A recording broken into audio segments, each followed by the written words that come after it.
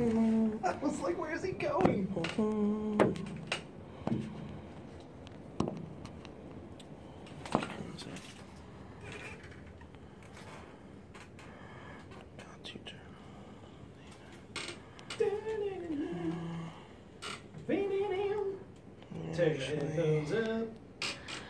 Turn that on.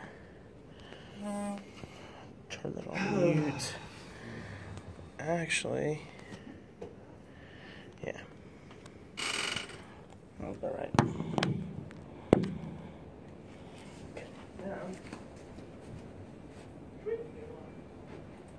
Let's get it.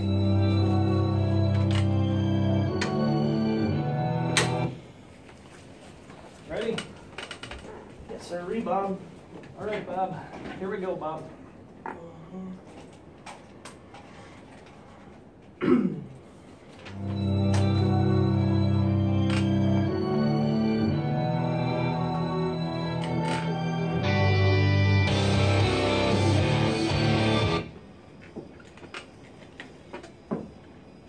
Wicked filthy. Matt and Alex.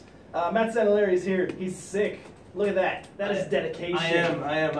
I'm going to sound terrible right now, but at the same time, I mean, how can I leave you to let you do this by yourself, Alex? I mean, it's too much to ask. It's too much to ask because someone didn't have red zone, that being me, and it was just, it was a great game for the Patriots and the Bills in the 1 o'clock hour, and watch the Giants, who I picked to win, just salt away another 10-point lead in the fourth quarter. Thanks, Eli Manning. So that pick was wrong. Spoiler alert, I'm going with them for the third straight week because third time's the charm. You going for the Giants again? Have you not learned your lesson? I will not learn my lesson. I have to get even here. I mean, the whole thing comes down to with the Giants basically is it's just boneheaded plays towards the end of the game. They basically, obviously, the first game against the Cowboys being the worst of the two. I mean, you're up.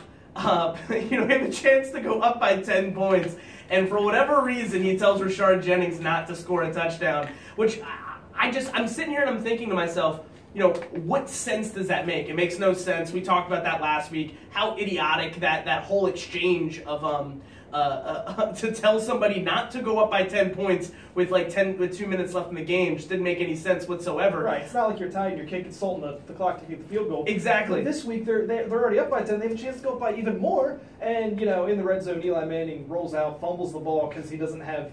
I guess the clock's not ticking in his head fast enough, and that just sparked the Falcons to come back and win the game. And they had a chance to go down the field and take the lead at the end of the game, and they couldn't get it done.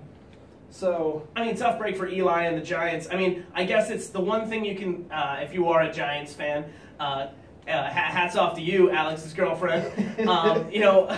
If you are a Giants fan, the one thing you can at least look at, obviously being 0-2 is never good, but the fact that you were this close to being 2-0 at least speaks to the fact you're not getting trashed in these games. Right. It just comes down to miscues by your best player. You know what I mean? I would say, well, obviously your best player. Odell Beckham Jr. is your best player. Your most important player with Eli Manning.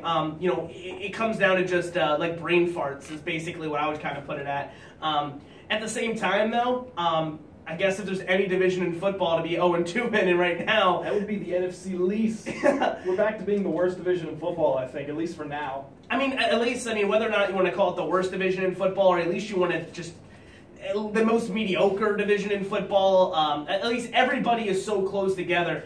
Obviously have the Cowboys who are 2-0 and they're leading the division, and not to take anything away from the Cowboys, but without Tony Romo and Des Bryant for any extended period of time, 2 months. I mean, that's tough. That's really tough to ask of somebody, especially when you look at the fact that the Redskins and the Eagles. I mean, I would say at the beginning of the year, I would put the Eagles way ahead of all the other teams in the division. But as of right now, them being so, kind of close together and their scheduling and all the other kind of stuff, I think if there was a good time for Tony Romo to be out 8 weeks, it's obviously right now.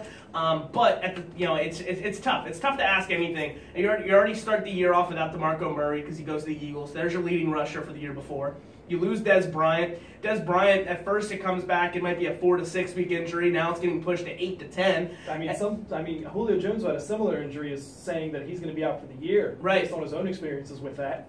And then you got Tony Romo, who obviously is Tony Romo, and if he's out 8 weeks, I mean, it's just a bunch of bumbling mess there in Dallas. They go out and they trade for Matt Castle. He's going to be their starting quarterback, not this week, but probably the weeks after, I would assume, that he gives you a better shot to win than Brandon Weeden. And New York's really funny, though, and obviously, when it comes to picks and picks against the spread, we probably shouldn't be talking about it because the 3 picks that we breezed by last week, like you brought up before the show started, the Jags, the Oakland Raiders, and the Redskins all actually won. Yeah, I think, and the Browns too, because you were laughing how they're favored, and I was like, well, maybe it's because they're at home. They breezed by the Titans, 28-14. Yeah, that was awful. It wasn't even that close. It wasn't even close. 21-0. Shout out to Marcus Mariota, the Titans, because I got sucked in on both of my knockout survivor leagues with the Titans, and I'm done for the year, week 2. I mean, for me, I'm done week 2 too because I picked the Ravens to beat the Raiders. Yeah, I mean, Derek Carr went off in that game. I was crazy. Amari Cooper, everybody got a piece, man. 4 touchdowns. The Jaguars, Blake Bortles had hell of a game with Allen Robinson. They beat the Dolphins 23-20. And then Nick Foles and the Rams really couldn't get anything going in Washington against the Redskins, where Kirk Cousins looked decent, methodical, and Matt Jones, or their backup running back, not Alfred Morris, goes off for over 100 yards and scores. I really like Matt Jones, too. He's a very good change of pace back. He's going to be a huge fantasy contributor towards the end of the year, I believe. And I think in this game, specifically tonight against the Giants, I expect Matt Jones to have more of an impact than Alfred Morris, just because I feel like the Giants up the middle are a lot better than a lot of teams would give them credit for. They actually did a pretty good job containing, Joseph Randle and the run game for the Cowboys in Week 1. Obviously, the biggest person who made a contribution there for the Cowboys and as a running back was Lance Dunbar, but that was all in the passing game. And I think Matt Jones has a chance to actually do a lot of work this week, similar to how last week against the Bills. My pick for running back, as far as to put up anything would have been Deion Lewis and not LeGarrette Blount, which obviously in that regard is how that panned out. I just think Matt Jones he's a very, very good running back in his own right, but I just think he presents some matchup problems for the Giants. I don't think their linebacking core is as fast as others around the league, and I think that's really going to play to their disadvantage against Matt Jones and maybe some of the speedier receivers on the Redskins. They're really lucking out the fact they don't have Deshaun Jackson. But at the same time, the Redskins are super lucking out the fact that they don't have Victor Cruz either, because really right now it comes down to if you can stop Shane Vereen and Odell Beckham Jr., then you got the game locked up if you're the Washington Redskins. Right. I mean, the Giants just days after that loss to the Falcons, they cut Preston Parker because he was anemic. He dropped everything thrown to him in the first 2 weeks. Mm-hmm. So the Giants are really hurting for wide receiver help with Victor Cruz being out and nobody really stepping up to kind of fill that role, or at least not just pick up a little bit of the slack, because they always say with guys like Victor Cruz, you don't necessarily replace him, but you've got to put something in there to fill the void at least a little bit. I mean, I'm really surprised Ruben Randle hasn't been that person to step up for them. Last week, he had 1 catch for 5 yards. Ruben Randle, a person who they, especially after the injuries with Victor Cruz, were definitely looking at to be that Victor Cruz-like replacement, opposite side of Odell Beckham Jr. And it hasn't panned out that way. And I don't know if it's just a problem catching on with the system or anything like that. But a guy who's been in the league for a few years now, you would expect him to have a better grasp of the system and be able to work better, but it just doesn't seem to pan out that way for the Giants, and it couldn't come at a worse time right now because obviously them being 0-2, that's never a good sign, but in this division, 1 win here against a divisional opponent, now they're right back in the mix, just because of the fact of how lackluster the division has been. Besides the Cowboys, but obviously, like we discussed, with their injuries, they're probably not going to be able to keep it up. They're going to drop to 2-1 after this week against the Falcons. In my opinion, which is crazy. The Falcons are only favored by 1.5, which is nuts, considering the fact that the Falcons, in Week 1 against the Eagles looked very, very good. Again, against the Giants, didn't pan out as good, but you're talking about going against a Cowboys team, obviously with a great offensive line, but at the same time, no DeMarco Murray. They got Joseph Randle back there. You got no Des Bryant. You're looking at Brandon Weeden throwing to Cole Beasley and Terrence Williams all day. I just don't see how the Cowboys are going to end up going to 3-0. On top of that, they already lost Orlando Scandrick with a torn ACL, so that's your top cornerback. You know, Mo Claiborne, who couldn't really get on the field after he was drafted, is kind of thrown out there. And they've been playing really well for their defensive coordinator. I know it's Rod Marinelli, I believe, is there in Dallas. And you know, it's kind of a really fast run to the ball, play for your teammates kind of thing. They still have Sean Lee. Yeah, Sean Lee's a huge. He's a monster. As long as he's healthy, he is an outstanding linebacker, and that's really, I think, the linchpin of their defense right now. Especially, you don't have Randy Gregory. You dealing with that Greg Hardy for the first couple Greg Hardy games. is still suspended. Yeah, they lack a pass rush. You know, when they're playing teams that actually have an offensive line and aren't just allowing people to go through like a sieve. But I kind of agree with you. They struggled to move the ball all day, pretty much, against the Eagles. And I guess we can kind of get into this game now that we're on the subject. But they really struggled to do anything offensively, really, ironically, until Tony Romo goes out and Byron Maxwell gives up the laziest or most untechnically sound or most tired touchdown of the year on the simple deep slant to Terrence Williams, and he just kind of runs past them. Don't know what that's about. But they really struggled to move the ball, and now you have, like you said, not your top wide receiver, Joseph Randle running behind an offensive line, but they know you're going to run the ball now. I mean, for the second week in a row, Sam Bradford's your leading rusher. I mean, just think about that for a second and let that sink in. I mean, you have a team with the Eagles. In week 1, how many times he dropped back almost 50 times or around 50 times? 52 times. 52 times week 1. Week 2 he drops back 37. So they tame it a little bit, but still, I mean, the Eagles are throwing the ball way more than anybody would have expected at the beginning of the year. A lot of that has to do with the fact that the guards on the opposite side with Gardner and Barbary just haven't been able to kind of step up their game, but now it's even looking like it's leaking over to some of the other veteran parts of this team. Kelsey is just getting ripped up the middle. I mean, it's just everybody on that line is just playing very poorly. And like we talked about last week, yes, DeMarco Murray in that, I formation offense with the Cowboys, he had a better view of being able to find lanes, be able to do things, but you can't ask somebody to do anything in the backfield when you got 3 guys back there when you get the ball handed off to you. He's not a guy who makes anybody miss. He is a one-cut guy. He's the Chip Kelly prototypical running back that he would like in his system, except for the fact that everything else about the Chip Kelly system isn't working towards DeMarco Murray. Now, he honestly doesn't stand a chance right now. Neither does Ryan Matthews. Darren Sproles maybe a little bit because he's a little more shiftier. LaShawn McCoy would have at least stood some sort of chance because maybe he can turn it around and make Sean Lee miss on the outside, like the one play where DeMarco Murray goes one way, cuts it back to the outside because there's nothing there, but Sean Lee's right there covering up the backside, and he can't get away from him. You watch the replays, and you kind of watch the All-22 breakdown that some of these guys, I just went over Bucky Brooks on NFL.com, covered it pretty well. Defensive lines, it looks like they're kind of slanting and stunting and just twisting. Nothing that's really out extraordinary and out of the ordinary. Nothing this team shouldn't be prepared for, but they're just killing them on the gaps. When they pull on their zone runs, they tend to pull their guards. They tend to pull at least one guard in Jason Kelsey and maybe the next one, especially when they're running zones to the outside. And the defensive linemen are just crushing down through those gaps that are left open by the pulling guards, and they're just running right by them. Mm-hmm. It's almost as if Jason Kelsey and the 2 interior guards aren't sure who they're supposed to block.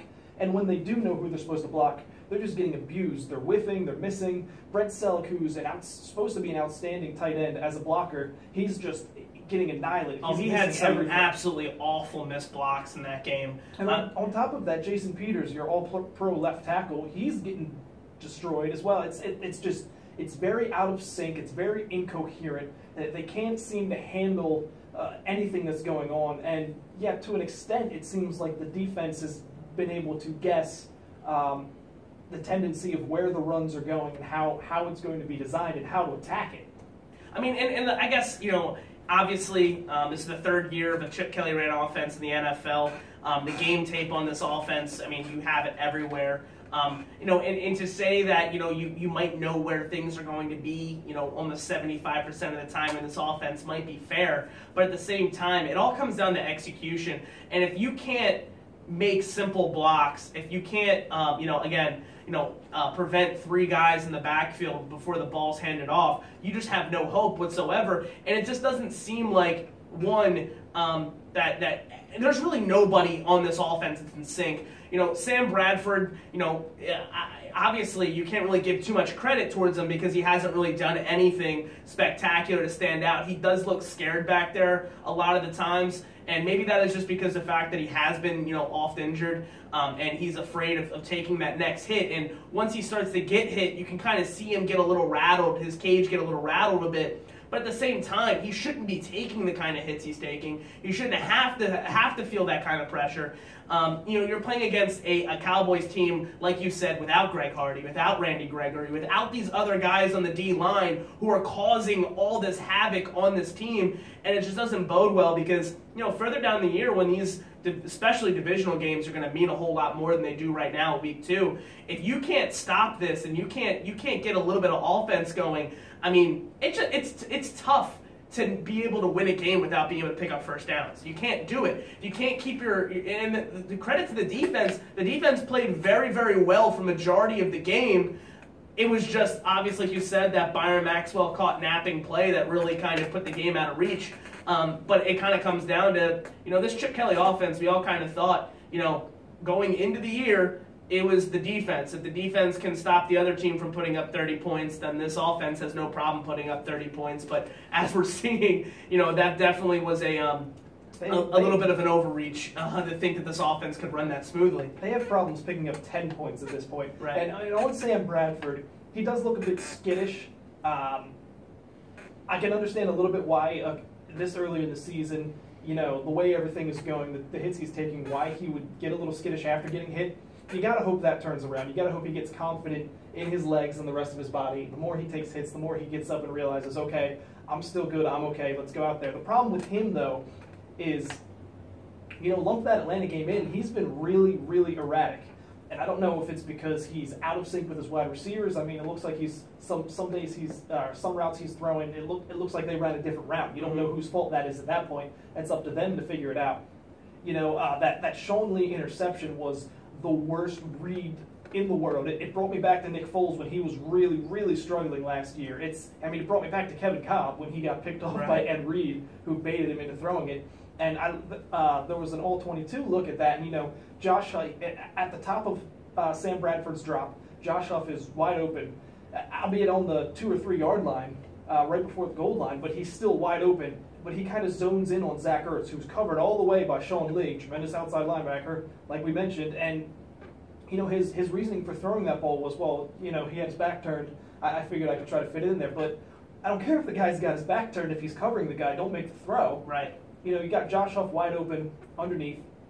And then good old Riley Cooper somehow, cleanly beats his man on the left side in the back of the end zone, and you can see him. He's open for quite a few frames of that all-22, frame by frame, as Sam Bradford's throwing the ball. And he held the ball for a pretty decent amount of time on that play, and he wasn't pressured into making the throw. And that's the type of thing that worries me, is if he can't fix that, if he's zoning in because he's getting so skittish that he's not going through his reads. That was one of the big things. It's his accuracy, the fact that he has the arm to make all the throws, and that he can go through his reads quickly and get the ball out quickly, and we're seeing that kind of evaporate. Do you think that's if I was looking at that play, obviously Josh Huff would never be my first read I would look at. Riley Cooper, bigger target in the end zone, possibly could be one of my first couple reads, but I feel like with that offense, I almost feel like they're trying to dumb it down so much that Sam Bradford is becoming so dependent on his first couple of reads that because of his skittish nature, because of the fact that, honestly, with that offensive line, I can't blame him for being a little skittish.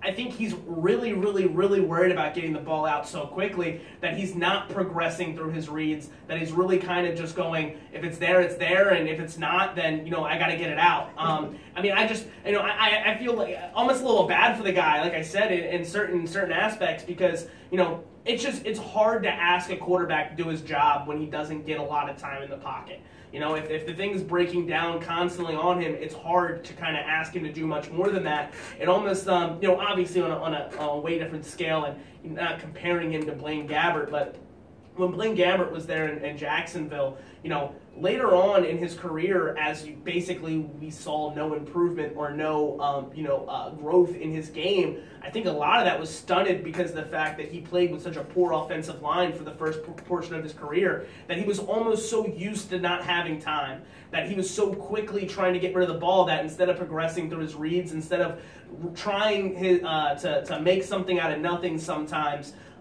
he basically just kind of turtled. And I don't want to see that in Sam Bradford. Obviously, the amount of money that's paid towards him, whether he's the future or not of this organization, there is some type of, what word am I looking for? A little bit of investment, I would say, in Sam Bradford to kind of be able to do, what he's doing now. Obviously, trading away Nick Foles for him, obviously going quarterback for quarterback in that kind of way. You're looking for something out of Sam Bradford, but I haven't seen a lot of it from him, but I can't put all the blame or not even majority of the blame on him for that. It's especially unfortunate because when he does make good reads and when he does make good throws, down the field, the back shoulder throw to Miles Austin, had it in his hands, dropped it. Riley Cooper again beats his guy running a streak down the field, and then he, Florida Gator arms it and just kind of falls just short of where the ball is. Like he had the catch if he just goes for it and, reaches his arms out just a little bit more, keeps running. It's his wide receivers aren't helping him out. Look, Zach Ertz drops the ball that might be a little bit high, but it gets tipped and is for an interception, for the second interception of the game. Jordan Matthews is dropping balls again. I think he had 3 drops in this last game, if not more. He's not getting a lot of help. When his guys are open, they seem like they're dropping the ball. When he's not throwing the ball to him, a lot of the times they're not getting open against this man coverage that the Cowboys played pretty much all game against them. Atlanta played man coverage in the first half of the Monday night game, and it worked really well. And then they kind of went to more of a zone as they got the lead, and they kind of just played a little more prevent. But this week looked a lot like the first half against Atlanta, where it was screen plays, not even outside runs were getting it going, and Sam Bradford is throwing a lot short, and it's because Chip Kelly pointed out in multiple press conferences this week that they can't even run the ball against a 6-man box. Yeah, and that's killer. And they've got 2 deep safeties, which when this team is having success, it's because they can run the ball, and then they can throw the ball down the field at least deeper than 9 yards. Because you're getting a single safety rather than 2 safeties almost all game. Mm-hmm. It's just, without the running game, like we talked about last week, the running game's going, everything gets taken away after that. And it's like that for a lot of teams, but it's like that for a lot of teams because not everybody's Tom Brady. Not everybody's Aaron Rodgers. Not every coach is Bill Belichick. When you don't have a quarterback, and Sam Bradford is most definitely not that kind of quarterback, that you can put the team on his shoulders and he's going to make all the throws and he's going to make all the perfect throws, and it's going to be just running through him 100% of the time. Everything can fall apart really quickly if your strength is taken away, and that's what the strength is supposed to be. But right now the offensive line is making it their biggest weakness, because whether it be the scheme of the outside zone runs and the pulling, and Chip Kelly says they're basically running 2 plays right now, running the ball, which is maybe another issue. Or whether it's just the fact that these guys, the 2 guards inside, are so bad that they're making everybody else around them look bad, which I think is not the biggest stretch, but it's certainly a stretch because, Brent Selleck shouldn't be being affected by the 2 interior guards while he's whiffing on defensive ends that he's supposed to at least occupy until the play gets started. Correct. Now, you brought up the defense, and outside of really that one play to Maxwell, I thought they played really well. They started really well. They forced 2 3-and-outs, I believe, to start the game. Maxwell did, allow some yardage, allowed some catches. He also forced an extremely important fumble where, Gavin Escobar just kind of turns, stays up, and allows Maxwell to punch that out, and Malcolm Jenkins picks up the fumble. But again, Jason Kelsey, who's having an awful 2 weeks, just kind of snaps the ball a little bit early, and no one can recover the fumble on the offense. It's painful because you saw, I was a little worried about that defense after that game against Atlanta, but you saw them really, they forced 2 huge turnovers. The one where Tony Romo gets hurt, Jordan Hicks, forces a fumble, and then just kind of falls on Tony Romo and breaks his shoulder bone. But they got pressure on the quarterback in key moments. Obviously, with that offensive line, they couldn't get pressure the entire game. Sometimes they were getting stonewalled and had no pressure at all. They got eaten up a little bit, especially when DeMeco Ryans was there trying to cover, Jason Witten and guys in the middle of the field, and he really struggled a little bit. And you had some scary moments. Kiko Alonso goes down. It sounds like an ACL sprain. Yeah. I mean, which is basically a partial tear, which is depending on like the grade of what it is. I mean, you're talking about like a grade 1 ACL sprain could literally be like some bruising, some inflammation, something that basically handled with care, but at the same time, day-to-day almost symptoms. Kind of similar to how apparently Michael Kendricks is being talked about right now as being day-to-day. With a hamstring. And obviously with a hamstring, sprain, it's the same kind of ordeal. It's just kind of, apples to apples, kind of, going back and forth. But, at the same time, you kind of hope that that's all it is. Out of camp or out of the talk that's going along right now, there's not a whole lot of information available about it. No, they don't talk about it at all. And understandably, I mean, obviously being a Patriots fan, I'm kind of used to that, and it's almost like the hockey way of describing injuries. Upper body injury. What does that even mean? It could be a head, it could be, it could be anything. And the way that they're basically handling it, obviously with another opponent coming up next week who could possibly game plan for with or without Kiko Alonso there playing, or, even further down the road, which I think they're even more worried about right now because, keeping a young player like that healthy is a little bit more important than, him playing this week coming up. But I mean, it comes down to just, obviously the severity of it. Everything that's pretty much come out has pretty much, leaned towards it not being a season-ending injury for Kiko Alonso.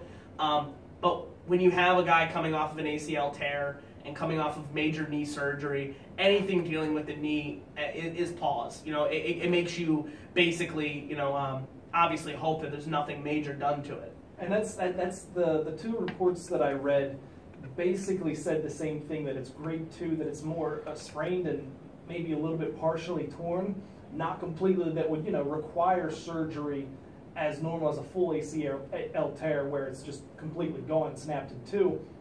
But again, they're considering season-ending surgery because of Kiko Alonso's situation, and kind of getting a second opinion from, I believe it's Dr. Andrews, to see maybe what are the risks of, resting him for a couple of weeks, bringing him back, and seeing if he can play on it for the rest of the year.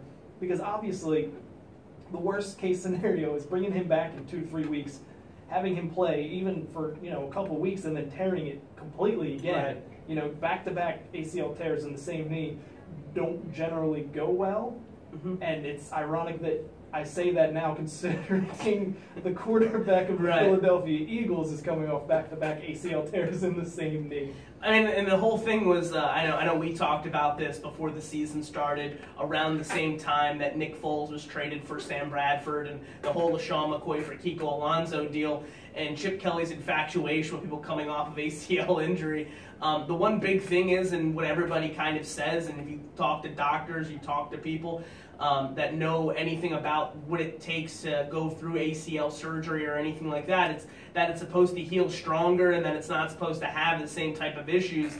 But, when you're going through the same things over and over again, it kind of brings up another topic that I basically, I kind of wanted to talk about a little bit, and that's just kind of the whole,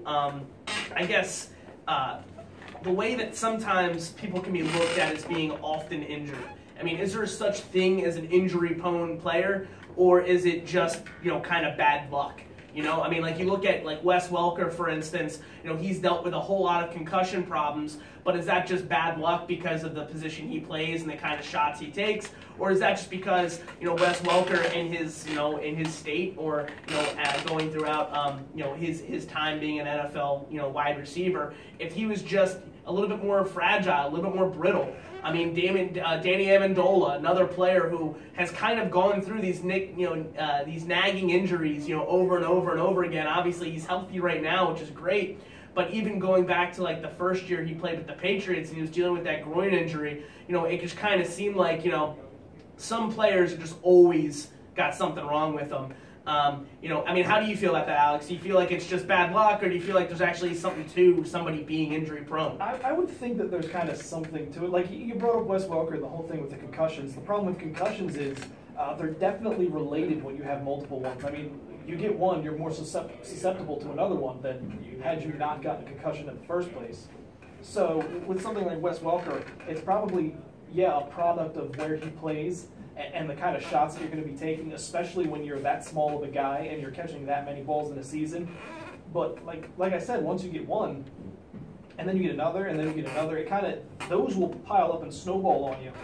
ACLs are kind of a weird thing to me because, all the experts say, everyone says, like you said, it comes back stronger. They're not really supposed to be related, and yet we've seen guys. Travis Long in training camp went down with another ACL tear, and I think that might be his third one. Definitely 2 in back-to-back years. Kiko Alonso hurts the same knee ACL that tore last year, and Sam Bradford had back-to-back ACL tears. I think that while they might not be related, considering the way that I've read about them occurring, how it's mostly from cutting and planning and going the wrong way too fast, and your body not really being able to recover, I think in football, with the kind of athletes that these guys are, it might be a little bit related to certain players that have chronic ACL issues. I mean, do you think it's just? I mean, for me, I guess the some of the little things, and I've heard other people talk about it before too. The one thing I definitely see is everybody is big. It doesn't really matter whether you're a running back, a cornerback, a wide receiver. I mean, you look at these guys nowadays, it just seems like they live in the gym, and they're constantly lifting and lifting and lifting. I mean, do you think it's just something to where their bodies aren't catching up to the mass that they're putting on? Do you think that, these individuals aren't necessarily as in shape as as they should be for dealing with the amount of mass that they have on top of them?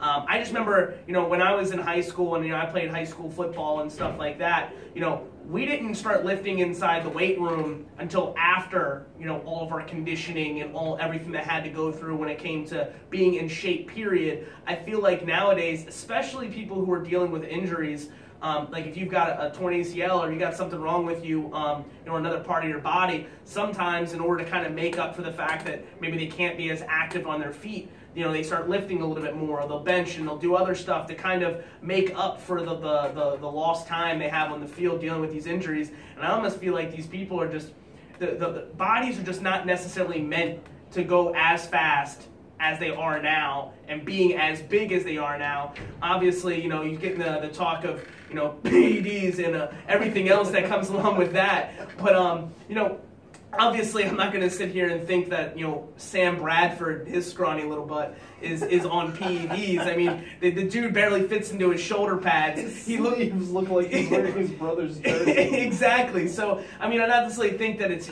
Sam Bradford necessarily, but, it just, I look around the league and I don't remember. I remember when, if you look back even, obviously before our time, watching football, but, Lawrence Taylor, for instance, he was a freak, but what made Lawrence Taylor a freak is he was one person who looked like that and played like that. He wasn't one of many. And now you look around the league and there's a Justin Houston, there's a J.J. Watt, there's these people, I wouldn't say grow on trees, but almost every team has an athletic freak on the outside now. It almost seems like these, they're almost being made in laboratories, not to necessarily kind of hit at everybody being on PEDs, but, it is the NFL. I was going to mention that, growing up with the popularity of the NFL and guys like Lawrence Taylor being in the Hall of Fame and being, one of the legends of the game, with the way that kids grow up and kind of specialize in sports now,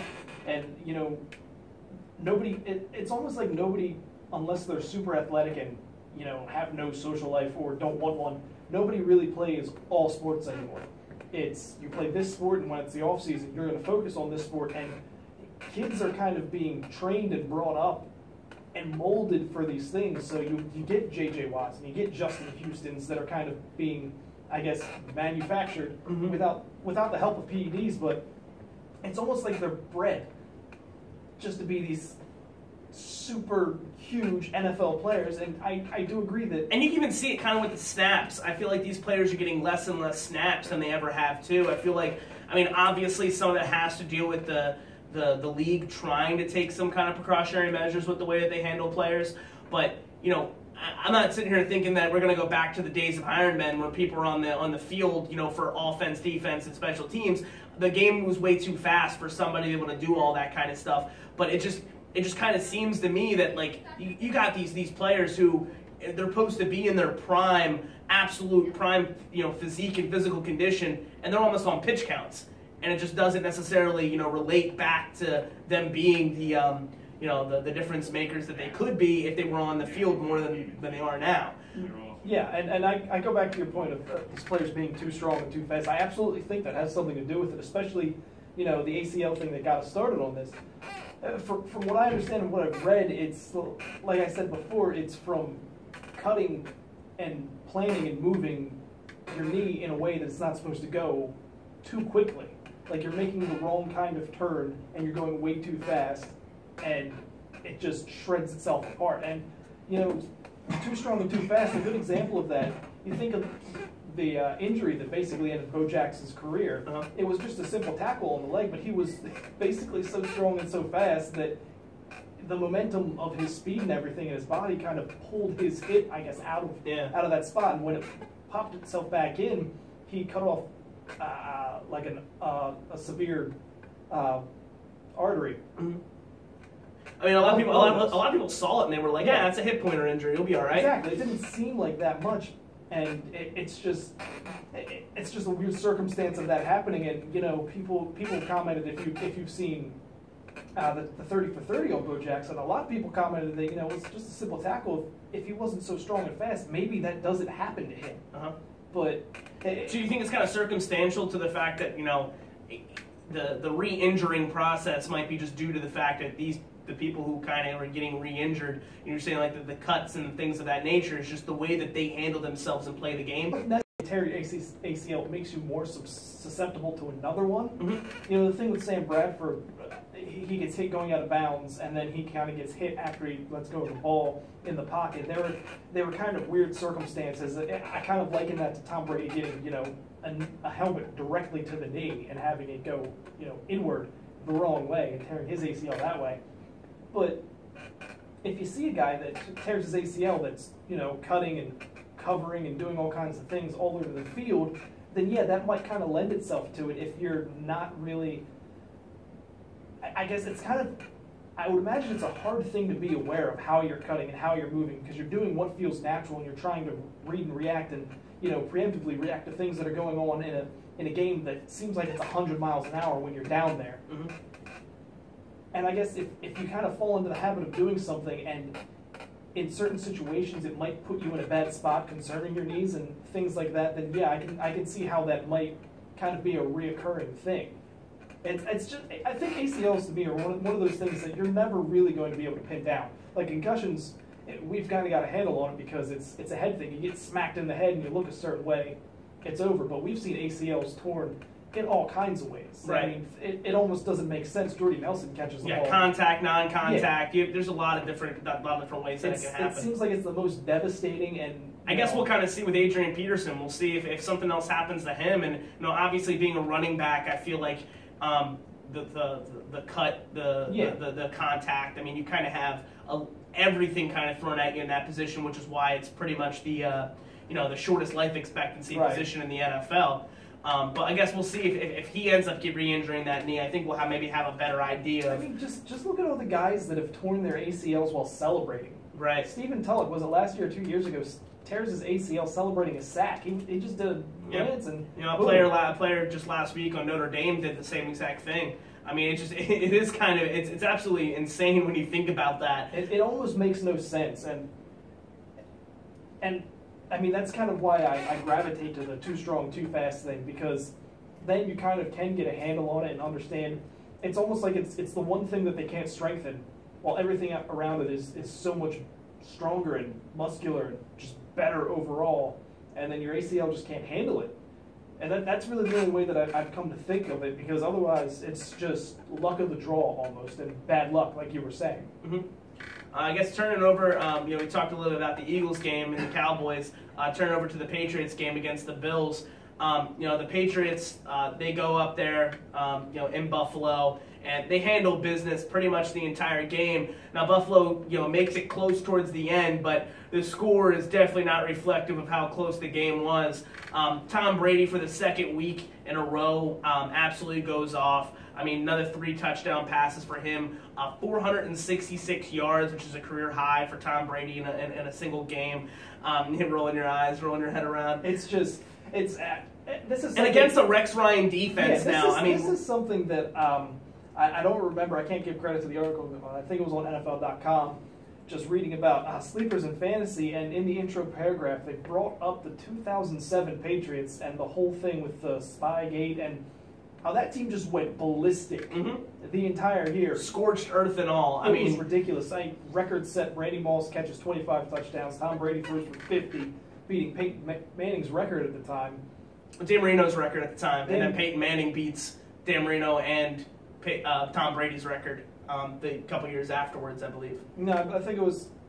What, did Peyton beat Dan Marino already? Peyton had 49. Okay. It was like just the previous year. Gotcha, so okay. Obviously, Peyton Manning has it now with 55, right, which is absolutely ridiculous. Until Brady beats it this year. Right, very Madden-like.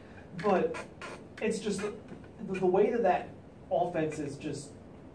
They don't care right now. Obviously, it's only week 2, but my God, they look ridiculous. Dion Lewis has just been a monster for them, doing whatever Bill Belichick asks them to do. I mean, Dion Lewis has had more yards from scrimmage than every player in the NFL, minus Julio Jones, Antonio Brown, and Matt Forte. Right. And this is a guy who, going into the year, we didn't even know would have a role on this team. No, he was literally a nobody. He bounces around a couple teams, can't really find a spot anywhere, and then Bill Belichick's like, well, nobody else likes you, but I do. And then through the air, you have Rob Gronkowski, who's just... He's completely unstoppable. I mean, the guy's got 50, I think he's got 56 touchdown passes in 6 years right now. He's going to pass Shannon Sharp. He's going to be 4th on the list by the end of this year.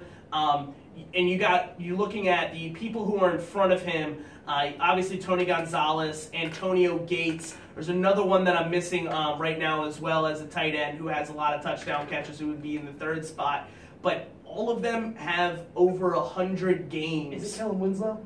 I don't even think it's Kellen Winslow. I don't think it was Kellen Winslow. I think Kellen Winslow, obviously a very dominating, tight end of his era. I don't think it was a Kellen Winslow. I'm going to look it up right now. But basically, when it comes down to... just imagine, honestly, if Aaron Hernandez hadn't murdered a bunch of people. How absolutely crazy that could possibly be.